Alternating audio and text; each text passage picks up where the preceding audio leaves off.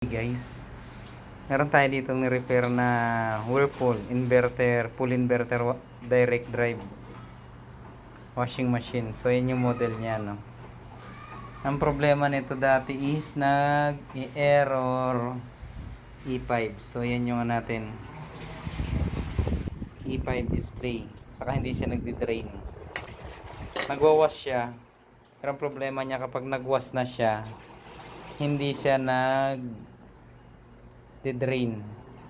So wala akong nakitang problema kaya na-actual na natin palitan tong sensor. Ang reading nung bago na kinabit ko is 23 ohms.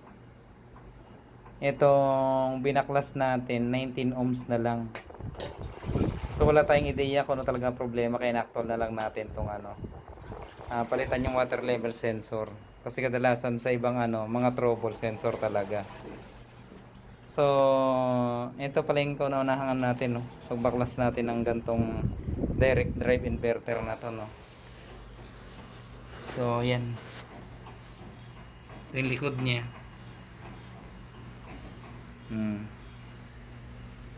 Full inverter na tong washing machine na to. Sa kantipid niya sa kuryente.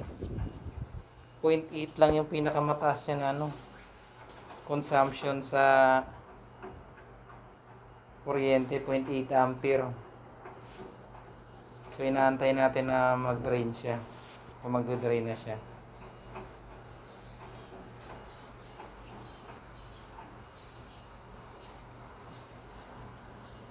Tingnan natin kung mag-drain na tong unit na to.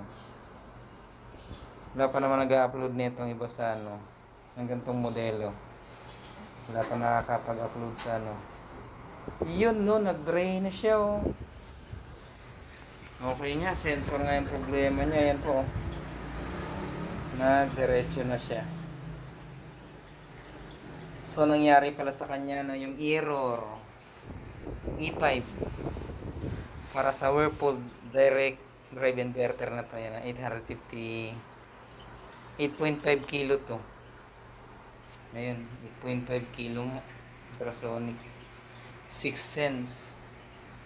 Yun, nung nag-drain na siya. Dati feedback na itong customer hindi siya nag-drain. So ayan, kita nyo, ubos na yung tubig. Mag-i-spin na siya. So medyo may kahirapan din siyang kalasin. Hindi mo siya makakalas na mag-isa lang. Kailangan helper ka, tagahawak. Sir yung katulong ko magbaklas kaya patulong na lang ako, no. Wala tayong kasama ngayon. So ayan, nag-spin na po siya. So okay na to, confirm nga itong water level sensor na to yung sira. So kakaiba siya, no. Common kasi is tatlo yung terminal ng sensor. Ito dalawa lang eh. Sa tagal ko nagre-repair, ngayon lang ako naka-encounter ng dalawa lang yung panang sensor. Commonly kasi is tatlo. Yung may supply siya na 5 volts. Ayan. So, okay po. Success yung natin. Ginawa natin. Nagde-drain na to. Okay na po ang unit na to. Whirlpool direct drive inverter. Napakaganda ng unit na to. Ang tipid po sa kuryente. May kamahalan nga lang. Almost nasa 24,000 pa bago na itong modelo na to. Ang bigat nga lang din ng pyesa. Parts na yan is nasa 700 plus kung bili natin yung sensor na yan. Compare dun sa may ordinaryong sensor na nasa 500 something lang. So okay na to. So sa mga gusto pong magpagawa, PM lang kayo sa page ko. Yun, nag-break na siya. Gad na siya ng tuwig. PM lang kayo sa page ko na DJ Glenn All Around Repair Services. So sa YouTube po, sa TikTok, sa Facebook, yun po yung page natin. Ayan, nag-add na siya ng tubig. So okay na to.